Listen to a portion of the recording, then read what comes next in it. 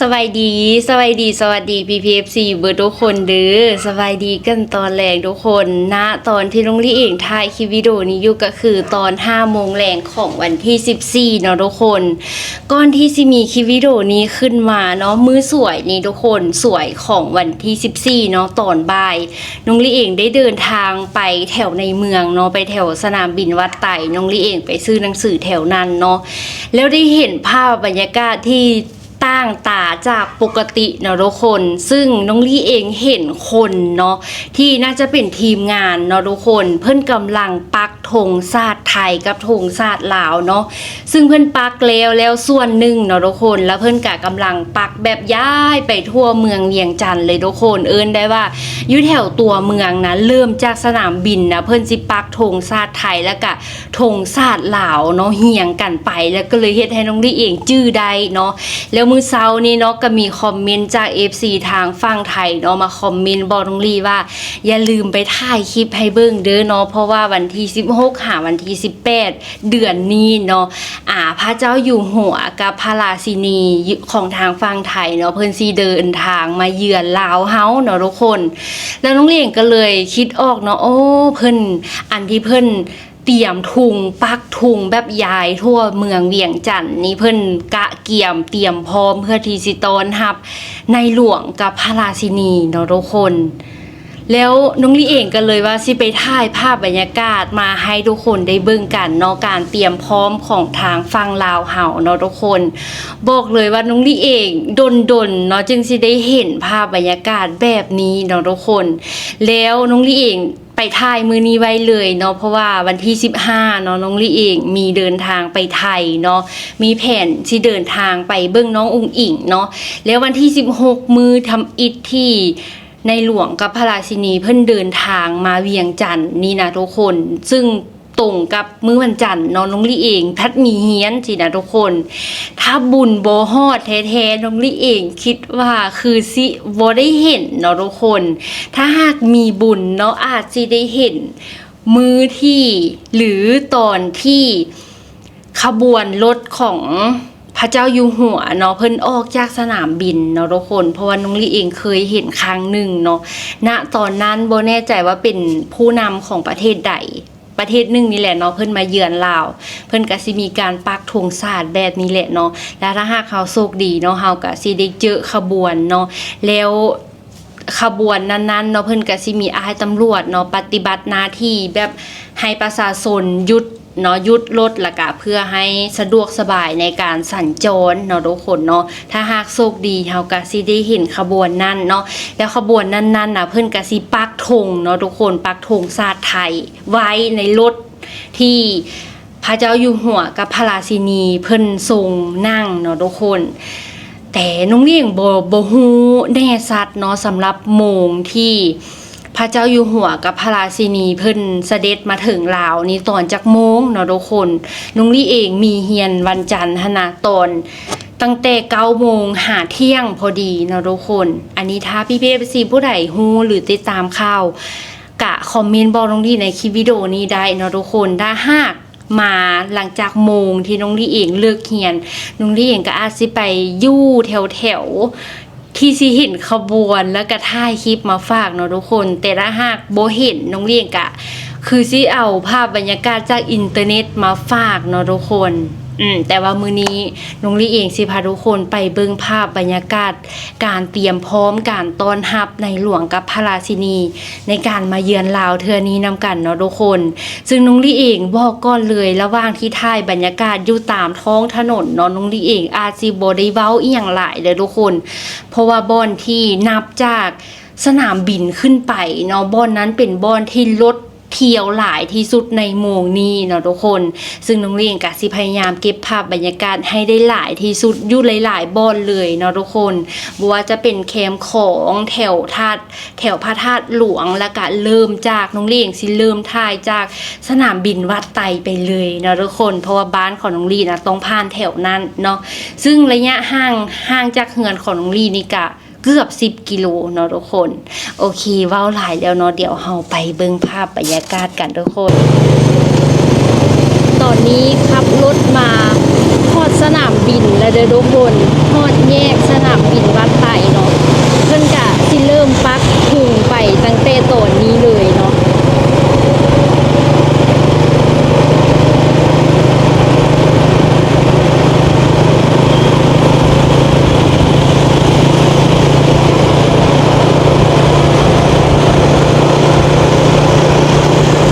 ทุกคนสังเกตเบิ่งเสาเนาะเสาอยู่กลางทางค่ะนะเพิ่นกะสิปักธงไว้บ่อนนั้นเลยเด้อทุกคนตอนนี้แม่นกายสนามบินมาแล้วเนาะกำลังสิขี่ขึ้นไปแถวหอคำเนาะทุกคน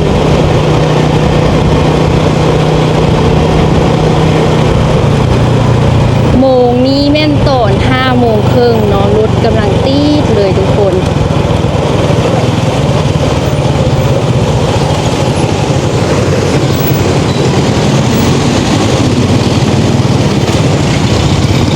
น้องนี่เองเป็นคนที่บ่ได้ขับรถอยู่ในเมืองเก่งเลยทุกคนพอแต่แบบตืดๆตาดๆไปมาได้เนาะนี่อยู่ตามแยกจังซี่นะเพิ่นก็สิเอาถุงใหญ่มาปักเนาะทุกคนและอยู่ตามกลางครึ่งของทางนี้นะเพิ่นก็สิเอาเป็นถุงน้อยเนาะพอดีน้องลี่เองมาแถวนี้มื้อสวยนี้สักประมาณตอนเที่ยงนี่แหละทุกคนเพิ่นกำลังเริ่มปักไปเนาะตอนนี้แม่น5 โมงเกือบ5 โมงครึ่งแล้วเนาะเพิ่นกะปักแล้วเบิดละ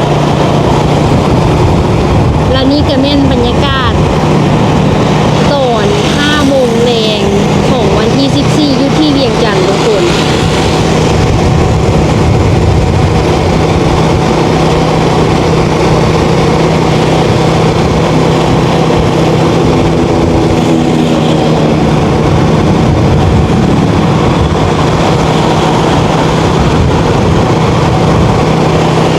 นี่แม่น้องนี่เองขับรถได้แล้วกะถ่ายไปนำเด้อทุกคนเพราะว่ามาคนเดียวเนาะคือไอ้โบยู่ก็เลยว่าได้มาคนเดียวไกด์ที่ฮอดบ่อนแยกใหญ่ๆแล้วเนาะแยกแถวแคมของแถวนี้บ่มีไฟแดงเด้อต้องได้ระวังเอาเนาะนี่ถ้าเป็นบ่อนใหญ่ๆแนวนี้เนาะทุกคนเพิ่นกะสิปักถุงใหญ่เด้อเนาะนี่เพิ่นกะสิปักถุงใหญ่แบบนี้เนาะอยู่นี่แม่นอยู่แถวสร้าง3 หัวเนาะพอมาฮอดแถวนี้แล้วเนาะใกล้ฮอดแคมของแล้วทุกคนเพิ่นกะสิย้ายมาปักถุงใส่บ่อนนี้ทุกคนใส่ด้านนี้เนาะเพราะว่าด้านนี้น่ะบ่ได้มีเสาไฟอยู่กลางถนนแล้วเนาะเพิ่นกะสิย้ายมาปักอยู่ด้านขวานี้แทนเนาะทุกคนถือว่าเพิ่นปักหลายขนาดเลยทุกคนเดี๋ยวไปเบิ้งหลายๆบอนเนาะโอ้เพิ่นน่าจะปักหมดแต่นี้แบบโอ้โบแม่นเนาะกายเลยนะเนาะเดี๋ยวไปเบิ้งหลายๆบอนเนาะเพิ่นสิปักไปฮอดที่ใดในตัวเมืองเวียงจันทน์นี่บอนนี้กะไฟแดงบ่ได้เด้อบอนนี้เด้อเนาะต้องได้ระวังเอาเนาะค่อยไปค่อยมา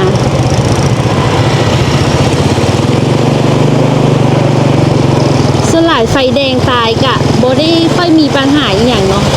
รถพระเจ้ากะเปลี่ยนกันไปแต่ถ้าถึกโมงเลิกการนะรถติดแหงตอนนี้ก็เริ่มค่ำละนี่เพิ่นปักมาฮอดพี่เลยเดี๋ยวทุกคนสังเกตเบิ่งเนาะตรงนี้เองอาจสิบ่ได้ซูมไปให้เบิ่งใกล้ๆปานใดเนาะช่วงนี้ไฟแดงตายตลอดเลยเนาะนี่ตัวนี้ไฟแดงจะตายแถวนี้เพิ่นปักถุงเด้อแถวนี้นะแต่ว่ามันเป็นเส้นที่ขี่มาบ่ได้ซื่อๆนี่ทุกคนเห็นบ่แถวนี้น่ะเพิ่นสิปักถุงไว้ด้านขวานี่เนาะทุกคนทางเส้นนี้เพิ่นจะเปลี่ยนสัญจรคือกันเนาะนี่ถุงเพิ่นสิปักไว้ตามนี้เลยทุกคนบางกีนี่น้องลี่เองกายมาแถวแคมของเนาะเพิ่นอยู่แถวแคมของเพิ่นบ่ได้ปักเด้อเนาะเส้นนั้นเพิ่นสิปักเส้นนี้ยาวขึ้นมาตั้งแต่สนามบินพุ่นเนาะมีแถวนี้ใกล้ฮอดตัวเมืองรอท้าไฟแดงอยู่เนาะ นี่เพิ่นสิปักธงชาติไทยแล้วก็ธงชาติลาวไว้นำกัน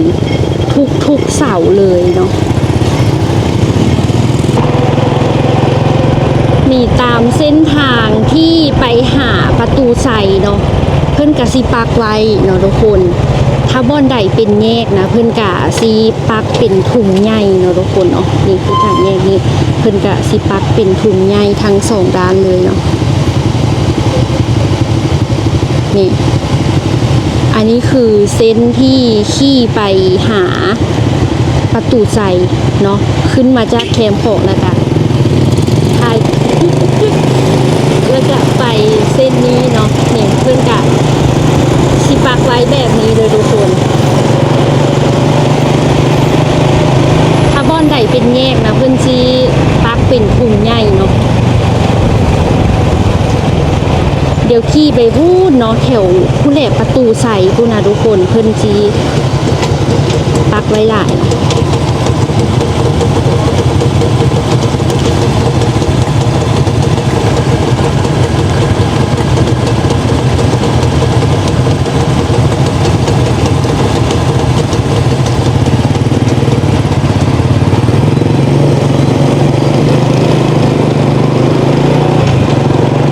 นี้เป็นแถวตัวเมืองเลยทุกคน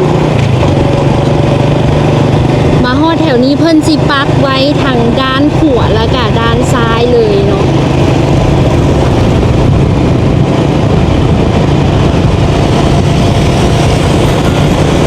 รถบ่หลายปานใดละขึ้นมาแถวนี้นะที่เป็นด้วยย้อนวันเสาร์เนาะโอ้วันเสาร์เนาะมื้อนี้ลืมเลยว่าแม่นวันเสาร์ทุกแยกใหญ่ๆเนาะเพิ่นสิปักเป็นถุงใหญ่เด้อทุกคนนี่คือจากแยกนี้คือกันทุกคนลองสังเกตดูเนาะนี่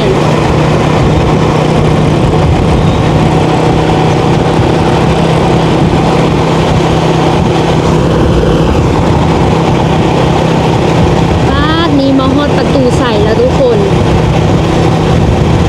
แถวนี้งามเนาะแต่ว่าต้องฟ้าวขี่หน่อยนึงเด้อแถวนี้จึงไว้บ่ได้โดนเดี๋ยวจะน้อยสิกลับมาถ่ายให้เบิ่งเนาะเพราะว่าตอนนี้ติดไฟแดง ต้องได้ฟ้าวขี่เนาะโอ้งามเด้แถวนี้เป็นแถวประตูใส่เนาะ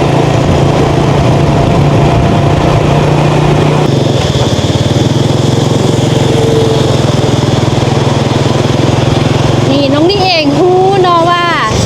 อยู่แถวนี้น่ะเพิ่นต้องปักแน่นอนเพราะว่าน้องลี่เองคงเฮียนอยู่แถวนี้เนาะเพื่อแล้วนี่น่ะน้องลี่เองบ่ชื่อว่าแม่นผู้ใดมาเนาะทุกคนน่าจะพระพันปีหลวงบ่เนาะเพิ่นกะปักถุงแบบนี้แหละทุกคนอยู่บ่อนนี้เลยเนาะแล้วน้องเล่งก็เลยตั้งใจมาถ่ายบ่อนนี้เนาะน้องเล่งฮู้ว่าเพิ่นต้องปักใส่บ่อนนี้นำแน่นอนนี่งามบ่ทุกคนเดี๋ยวซูมให้เบิ่งไกลๆเลยเนาะนี่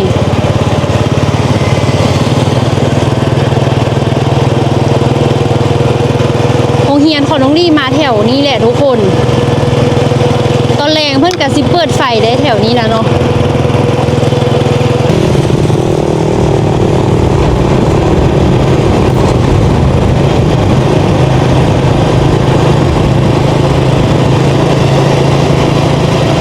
ปิดถุงชาติไทยกับถุงชาติลาวเนาะสลับกันเดี๋ยวน้องลี่เองสิขี่กลับไปหาประตูใส่บุญเนาะทุกคนเพราะว่ารู้สึกว่าบ่อนนั้นน่ะถ้าหากท่ายโมงนี้อ่ะสิงามขนาดเลยพอดีกำลังฮอดช่วงที่แบบตะเวนกำลังใกล้ตกเนาะทุกคนตกไปแล้วล่ะแต่ว่าแสงมันยังงามอยู่ก็เลยว่าสิกลับไปพุ่นเนาะช่วงนี้น้องลี่เองยานขนาดเลยขับรถนี่นะเนาะเพราะว่าเพิ่นมีการปรับเปลี่ยนการสัญจรเนาะทุกคนเพราะว่ามีรถเมล์เนาะเพิ่นมีรถเมล์มาแล่นก็เลยว่าเปลี่ยนการสัญจรแล้วว่าทีนี้ทางมันสลับไปสลับมานะจากทางขึ้นก็เป็นลงจากทางลงก็เป็นขึ้นอย่างสินะเนาะแล้วน้องลี่เองผู้ที่บ่ค่อยชำนาญในการขับรถ มันก็เลยยากเนาะทุกคนอยู่แยกนี้เพิ่นก็ติดเนาะทุกคนเพิ่นก็ใส่เนาะ แยกนี้เป็นแยกใหญ่ได้เนาะแล้วก็สิเป็นห้างใหญ่ในอนาคตคิดว่าน่าจะเปิดไวๆนี้เนาะเดี๋ยวนี้เพิ่นจะติดเนาะ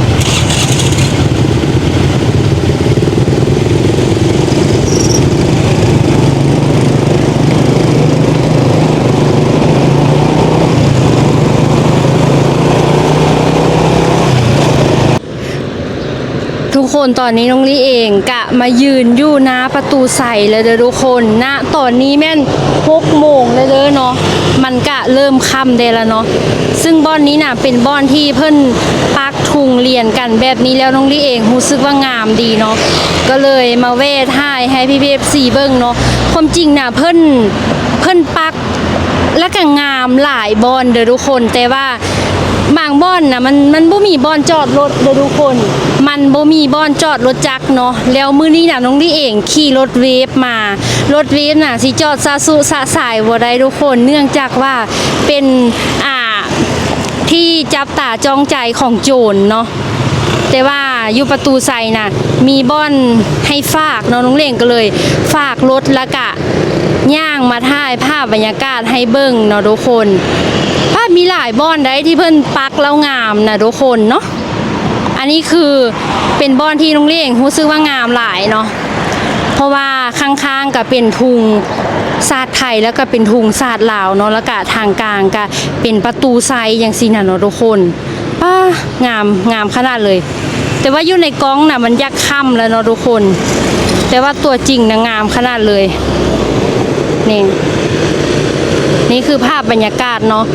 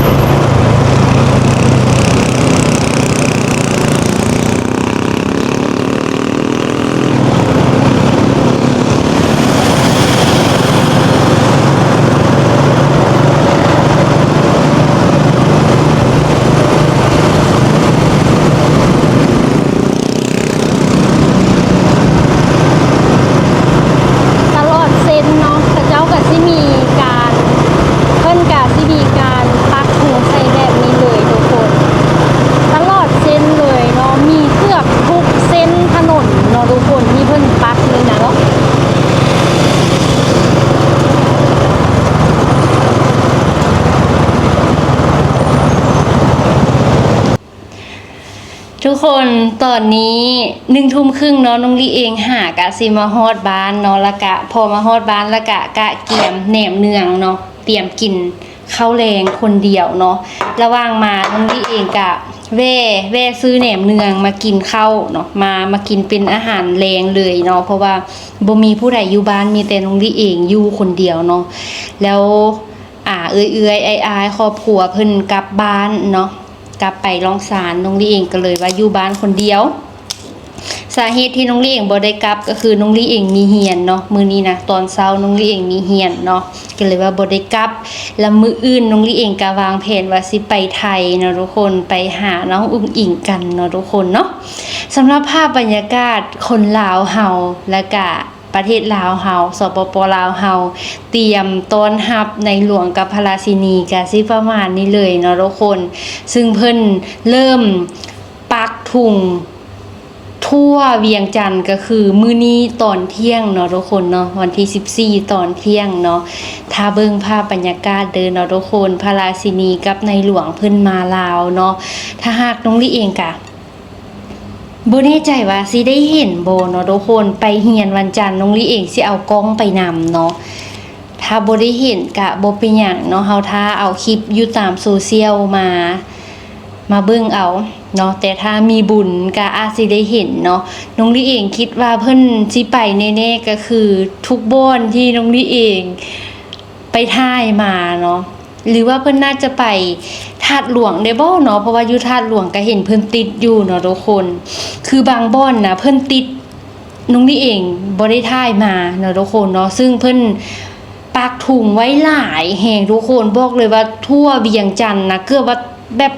ทุกซอยเนาะที่เป็นแบบทางใหญ่ๆบ่แม่นซอยที่เป็นแบบห้อมใหญ่ๆที่แบบคนเที่ยวกันสินะทุกคนเพิ่นปักไว้เลยเนาะแต่ว่าบางบ่อนนะน้องลี่เองบ่ได้ถ่ายมาฝากและอยู่ในคลิปหนากับบ่ฮู้ว่าสิเว้าเป็นแนวใดเด้อทุกคนถ้าหากเว้าวกไปวนมาก็ขออภัยนำหลายๆเนาะเพราะว่าจักสิขับรถได้จักสิถ่ายได้จักสิเบิ่งทางได้จักสิเว้าได้เนาะแล้วมีจังหวะหนึงอยู่แถวประตูใสหั่นแหละน้องลี่เองเก้อถ่ายคลิปเนาะรถใหญ่เขาเจ้าจนบีบแก่ใส่ รถใหญ่เขาเจ้าจนบีบแก่ใส่เนาะแต่ว่าบ่ได้คุมทางเขาเจ้าได้เนาะแต่ว่าน้องลี่เองขี่ช้าสินะเนาะเขาเจ้าก็เลยบีบแก่ใส่คือเลยว่าได้ภาพมาประมาณสำนั้นซื่อๆทุกคนเนาะมาเด้อกินข้าวแรงนำกันทุกคน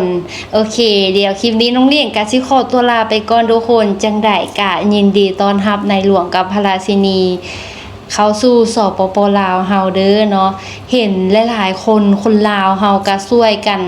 กระจายข่าวเนาะทุกคนเนาะช่วยกันกระจายข่าวว่ามีในหลวงกับพระราชินีเพิ่นสิมาเยือนสปป.ลาวเฮาสิเนาะหลายๆคนก็เว้าหลายคนก็ไปคอมเมนต์เนาะเพิ่นบอกว่าคนลาวเฮาเว้าว่าในหลวงไปเยือนสิได้บ่นั้นสิเจริญว่าซั่นเนาะทุกคนน้องลี่เองก็ฟังว่าสิเป็นอย่างนั้นเนาะโอเคเดี๋ยวเจอกันคลิปหน้าเด้อสวัสดีเด้อทุกคนมาเด้อกินข้าวแลงนำกันเด้อ